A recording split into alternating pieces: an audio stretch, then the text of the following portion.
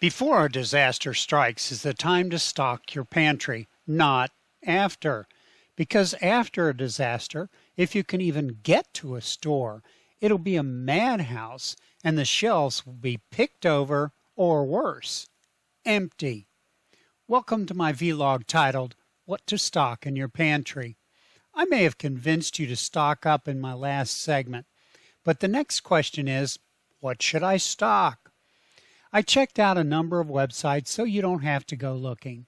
Many of the 6 I chose are lousy with ads, but do have some good free information for you. Some of them have products to sell for your pantry. Be careful. Wade through the ads and you'll have a plan to follow. The first website is 12 Tips for Stocking an Emergency Food Pantry from the website verywellfit.com. The site gives you broad categories of food to stock, like their suggestion to buy single-serve juices, since your refrigerator may not be working, so leftovers would spoil. The next website, 14 Tips for Creating a Robust and Well-Stocked Pantry from Backdoor Survival. What I liked best here was their suggestion to buy only the items you normally eat. If you don't eat raisins, don't stock them. Makes sense. The next website, How to Stock Your Disaster Pantry by Popular Mechanics. They get a bit technical, but if you can wade through it, they have some good tips. Plus, they suggest chocolate bars. Hey, it's in print on a reputable website. How could they be wrong? The next website, Prepper's Pantry, on the website happypreppers.com.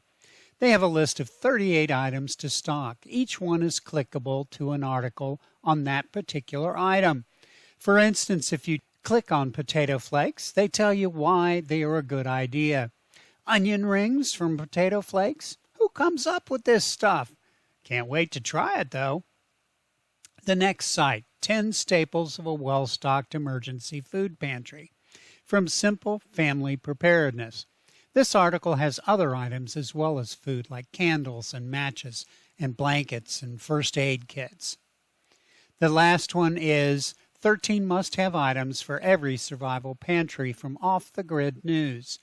These folks not only talk about food and water, they add things like paper plates, seeds for sprouting, cooking utensils, and hygiene items. Toothpaste and deodorant will definitely make for a happier home. Again, once you dig out the good information from these websites, you'll have a plan to follow. Some of them suggest you set up a separate disaster pantry.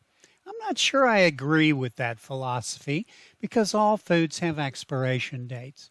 What I suggest you do is keep a level or standard amount of each product.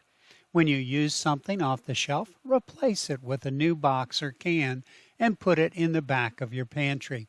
For instance, if one of your products is Knorr broccoli cheese rice and you use one for dinner, buy a new one, put it behind the other 5 packages. That's called rotating the stock. Keep an eye on all the food in your pantry to make sure they don't exceed the expiration date. You don't want to have a disaster happen. You go to the shelves for a can or a pouch of tuna and it expired 6 months ago. If you eat it, you may have 2 disasters on your hands. One suggestion is to write the expiration date on the package with a Sharpie. Can't miss that. How much you store is up to you. Popular Mechanics suggests a month. Preppers and survivalists suggest much longer. I think food would end up expiring if you stocked more than a 6-month supply. Keeping up with the expiration dates would be a nightmare, as would food preparation, but the decision is yours to make.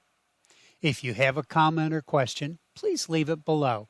See you in 15 days for another installment.